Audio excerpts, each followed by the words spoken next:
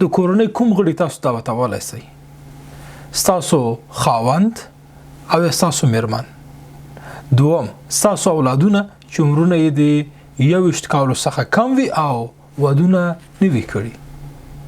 واده ډیره مهمه ده، په ځانګړي ډول لیکل سوی دی.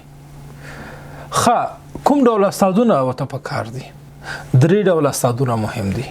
لومړی هغه اسنادونه چې تاسو پورې مربوط دي. دوهم هغه اسنادونه چې مقابل لوري پورې مربوط وي. دریم هغه اسنادونه چې تاسو مشترک دي.